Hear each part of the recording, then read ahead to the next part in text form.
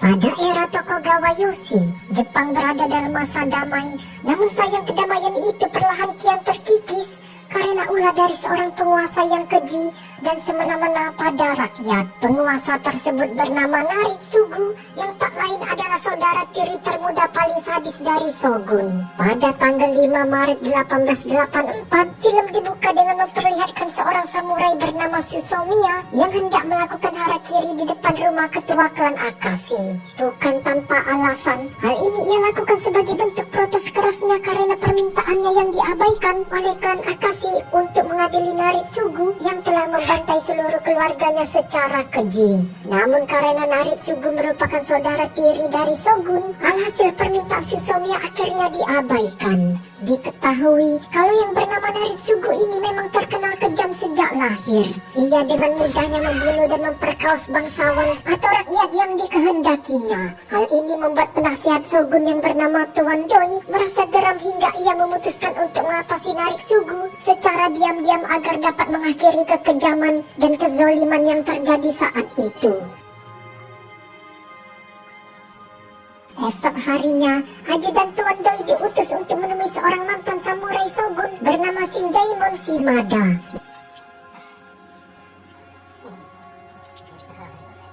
Malam itu Shinzaemon menemui Tuan Doi di rumahnya. Di sana Tuan Doi menceritakan bahwa Jepang saat ini sedang dalam kondisi tidak baik-baik saja akibat dari salah seorang penguasa bernama Naritsugu. Dan yang lebih parahnya lagi, Naritsugu akan ditunjuk sebagai penasehat senior oleh Shogun yang dengan hal itu akan membuat Naritsugu semakin kebal terhadap hukum. Bersamaan dengan itu, Tuan Doi juga membawa seorang saksi mata dari kekejaman Naritsugu agar dapat meyakinkan Shinzaemon.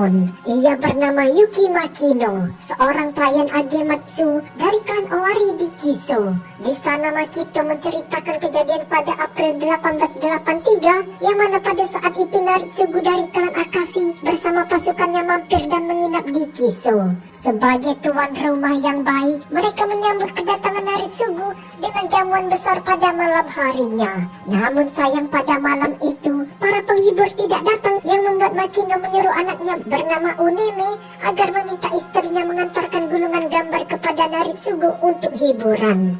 Diketahui, Uneme ini merupakan sepasang suami istri yang baru saja menikah 2 minggu lalu.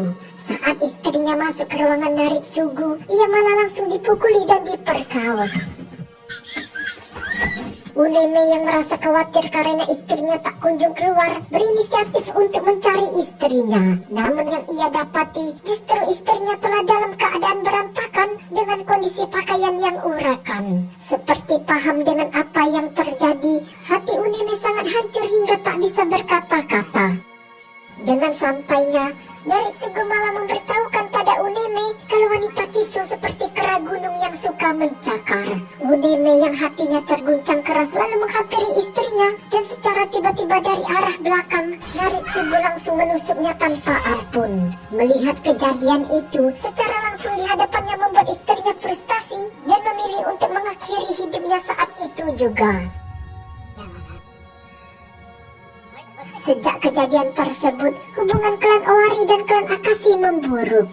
Tuan Doi sebagai penasehat senior Shogun tidak bisa menyelesaikan masalah tersebut secara terang-terangan. Oleh karena itu, untuk menjaga situasi agar tidak kacau, ia mempercayakan tugas penting menghabisi Naritsugu ini kepada Shinzaemon. Tak hanya sampai di situ, Tuan Doi lalu memanggil seorang perempuan yakni putri pemimpin petani dari tanah Akashi.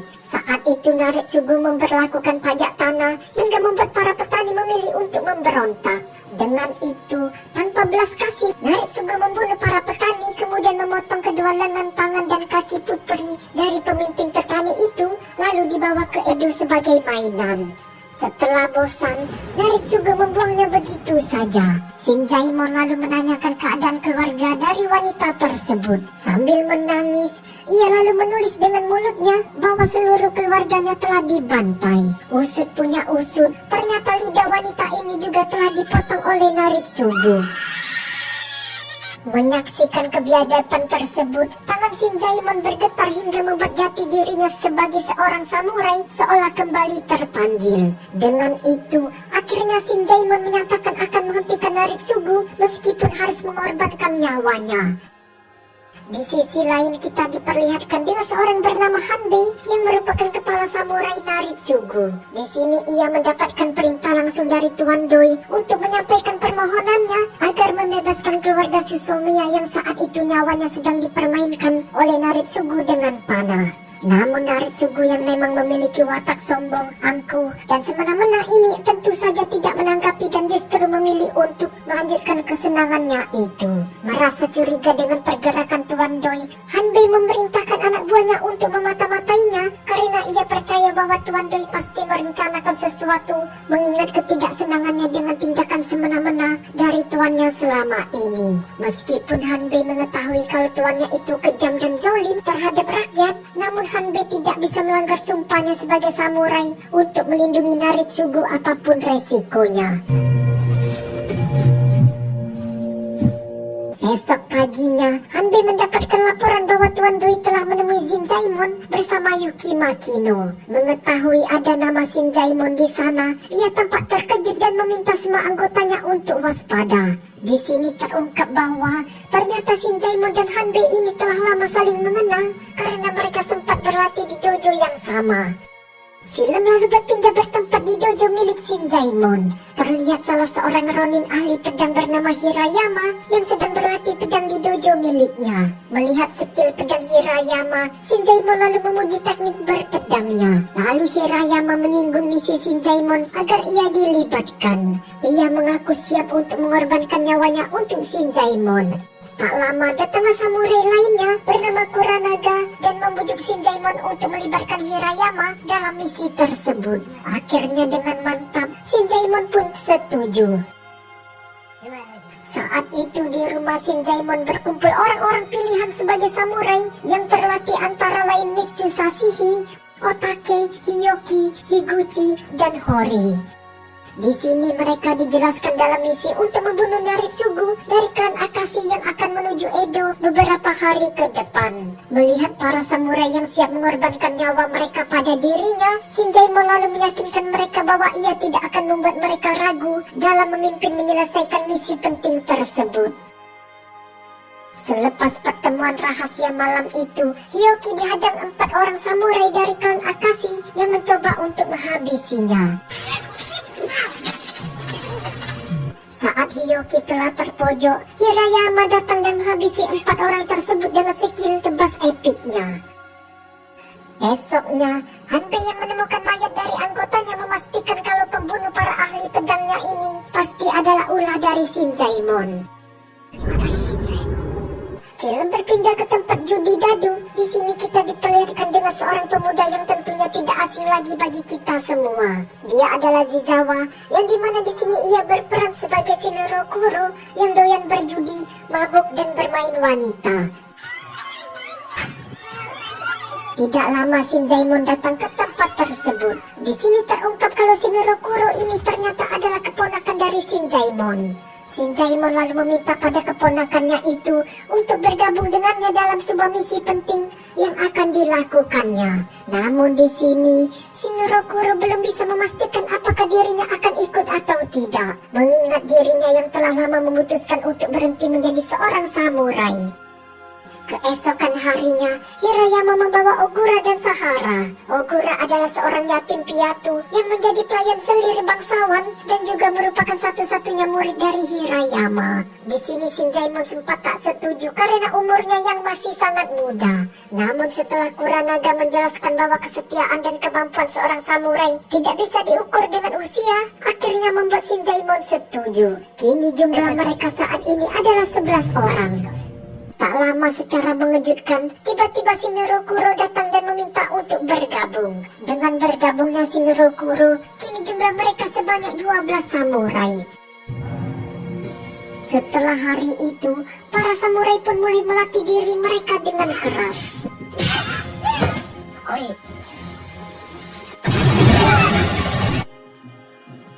Beberapa hari kemudian, mereka mendapat sebuah kabar bahwa Naritsugu akan mulai bergerak bersama pasukannya di esok hari. Tak ingin membuang waktu, mereka pun mulai merencanakan strategi penyerangan dengan matang. Namun di tengah perbincangan mereka, secara tak terduga Hanbei tiba-tiba datang ke rumah tersebut yang yang membuat mereka semua langsung menghilangkan jejak pertemuannya pada malam itu. Di sini terungkap bahwa Hanbei dan Shin Zaimon ternyata memang telah menjadi rival sejak dahulu. Maksud dari kedatangannya di sana adalah karena Hanbei telah mengetahui rencana Shin Zaimon yang ingin menghadang rombongan Naritsugu. Meskipun Shin Zaimon telah memberitahu pada Hanbei tentang kebengisan dari tuannya itu, namun Hanbei tetap kekeh akan selalu melindungi tuannya bagaimanapun juga.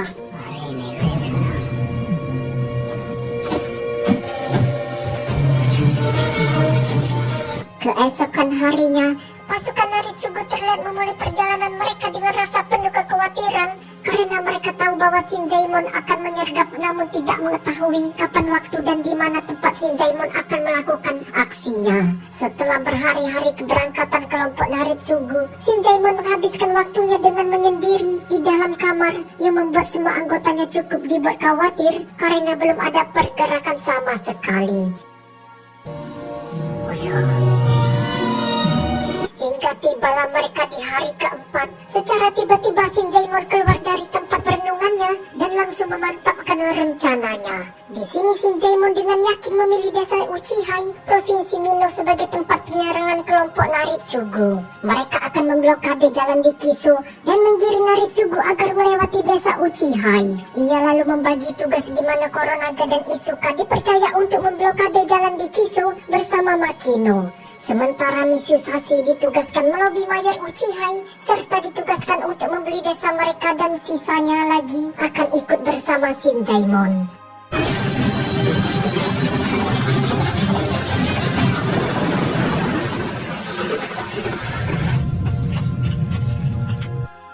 Di sebuah desa kecil, mereka dihadang oleh sekelompok ronin bayaran suruhan Hanbei. Pertarungan pertama mereka pun dimulai.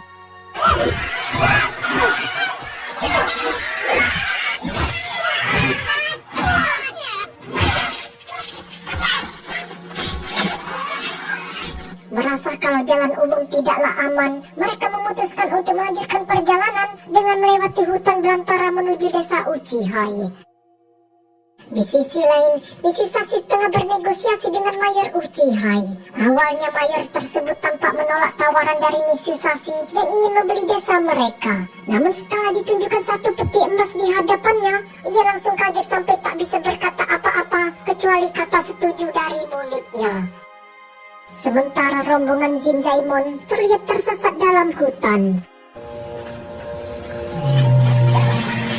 Di tengah perjalanan mereka yang bimbang, rombongan itu tanpa sengaja menemukan seorang pria yang sedang tergantung di atas pohon. Diketahui pria ini bernama Koyota, yang merupakan seorang pemburu binatang buas dari gunung ke gunung. Setelah berkenalan, Koyota menawarkan untuk mengantarkan mereka melewati jalan pintas terdekat di desa Uchihai.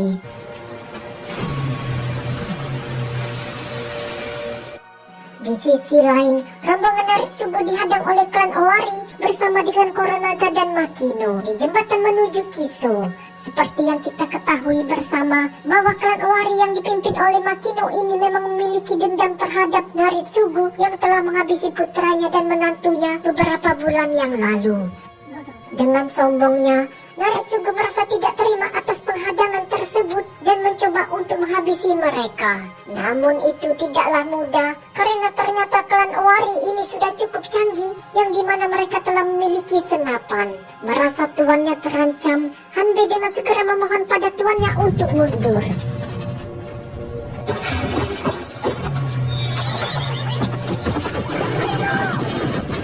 Setelah berhasil menghadang, Makino melakukan harakiri di atas jembatan tersebut untuk menghindari pertumpahan darah antara klan. Di sisi lain, Shin Zaimon and the gang sampai di desa Uchihai. Tanpa membuang waktu, mereka segera menyiapkan pembangunan jebakan dengan bantuan penduduk setempat. Keesokan harinya, Isuka melaporkan bahwa Naritsugu dan pasukannya menghilang. Namun Shin Zaimon menenangkan mereka dengan berkata bahwa hal ini pastinya merupakan salah satu siasat Hanbei yang mencoba untuk membaca pergerakan gerakan mereka. Para samurai kemudian tetap melanjutkan persiapan mereka dalam menjadikan desa tersebut sebagai tempat kematian. Jebakan dan perangkap mereka pasang di setiap celah.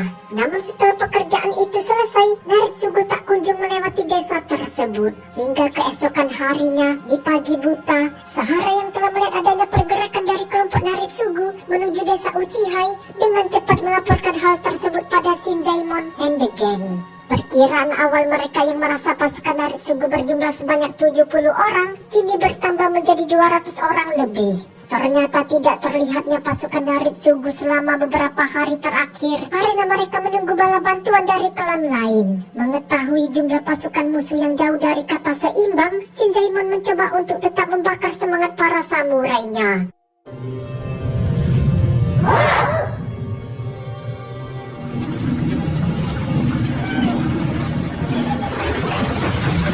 Pagi itu, Naritsugu tiba di desa Uchihai. Merasa daerah tersebut aman, Hanbei memerintahkan rombongannya untuk melanjutkan perjalanan. Namun tak lama, para wanita dan anak-anak itu pun meninggalkan kota tersebut dengan panik menuju ke arah bukit. Bersamaan dengan itu, Hanbei mulai menyadari kalau mereka telah masuk dalam jebakan.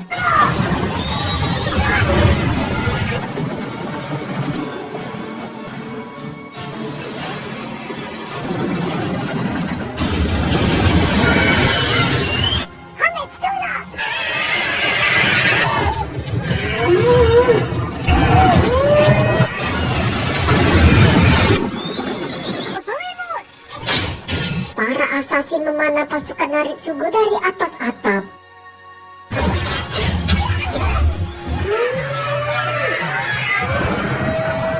Para samurai yang menyiapkan jebakan dan senjata untuk 70 orang itu pun terpaksa turun langsung setelah menyisakan 130 orang dari pasukan Naritsugu. Mereka kemudian melepaskan busurnya untuk berhadapan langsung dengan musuh.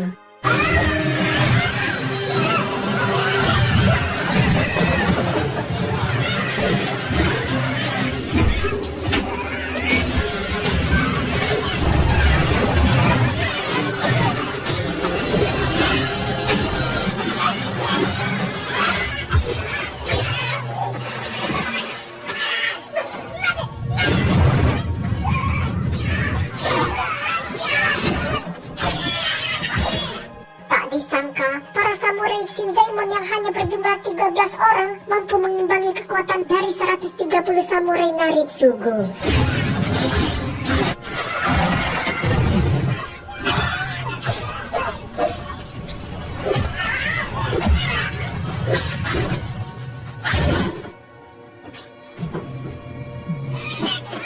Walaupun pada akhirnya karena tenaga mereka yang sudah terkuras habis, mereka pun terbunuh satu persatu.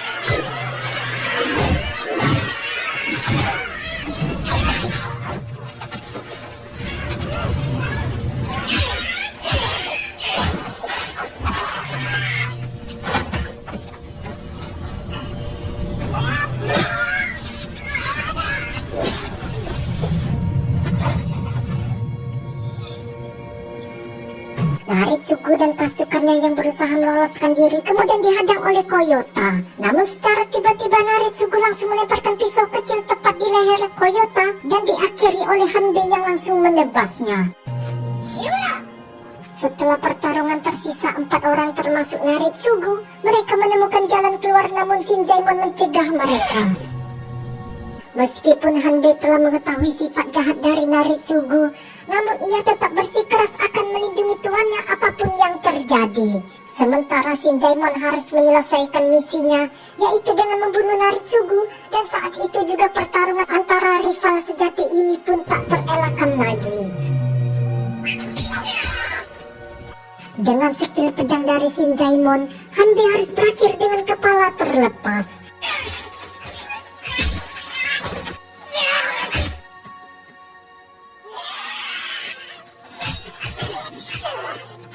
Kepala itu kemudian menggelinding ke hadapan Naritsugu. Tanpa belas kasih dan perasaan sedikit pun, Naritsugu malah menendang kepala orang yang telah bersumpah setia kepadanya selama ini. Melihat itu, Shinzaemon tampak begitu emosi dan langsung menghampiri Naritsugu. Dengan mengorbankan tubuhnya, ia membiarkan Naritsugu menusuknya dan kemudian langsung membalasnya dengan sebuah tikaman. Naritsugu yang baru pertama kali merasakan yang namanya kesakitan membuat ia menangis dan merasa begitu panik.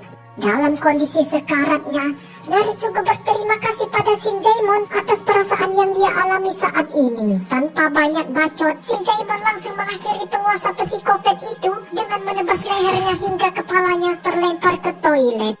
Akibat dari luka tusukan tadi, Shinzaemon akhirnya menghembuskan nafas terakhirnya.